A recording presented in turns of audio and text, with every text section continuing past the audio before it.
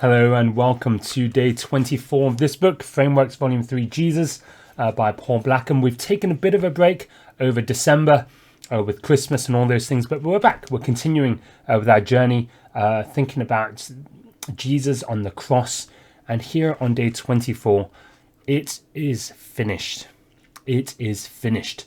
Those words of Jesus on the cross. Well, what is finished? What is finished is the work of Jesus, all that he has been doing up until that point. But to help us to understand what he's been doing, well, we need to go back to the very beginning.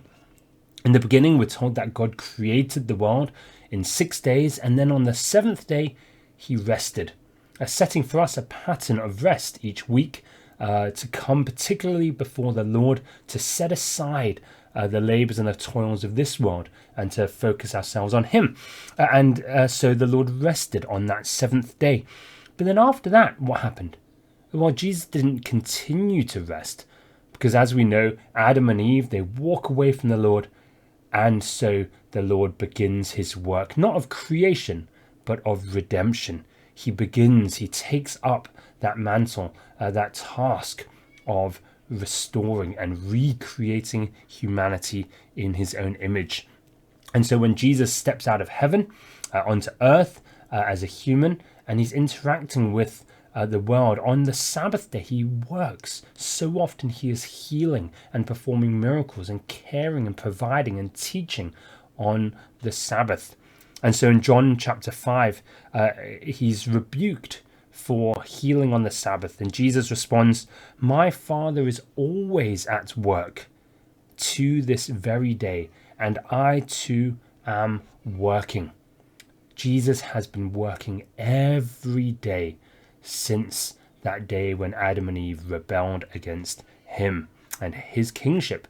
And so God has been at work day after day after day without rest, unceasing, building up to this moment on the cross when finally, as he gives up his life, Jesus is finally able to say, "It is finished."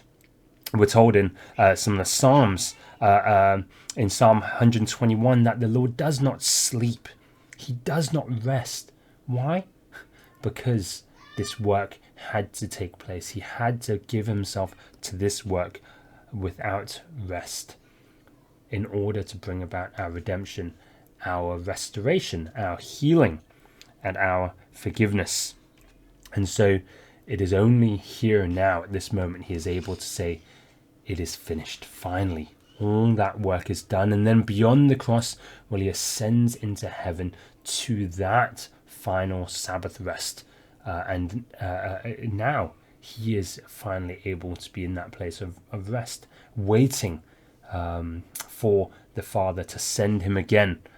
But for us, that work of redemption is finished. And what a great joy that is to us. What a great promise that is to us, that he has done it all. And he is able to say, "It is finished."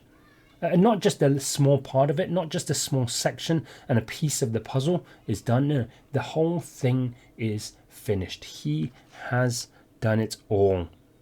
And so when we hear the words of Jesus saying, "It is finished," this should grant us a real sense of peace and balm to our troubled souls. And no longer do we need to look backwards and see the troubles, the sins of our past, the mistakes that we've made, the transgressions of our lives. We don't need to make atonement and resolve the issues of our past. No. Jesus says, "It's finished. I've done it. It's finished." We can let that go. And now you can look to Jesus and live life now for him. We leave the past behind and walk forward into a future of new life and fruitfulness. So as we follow Jesus, as we hear his words, we let go of the past.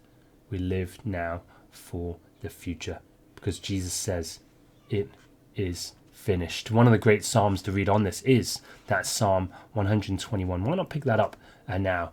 Sit down, meditate upon those words and the rest which we find in the Lord God, because Jesus says and has said, "It is finished."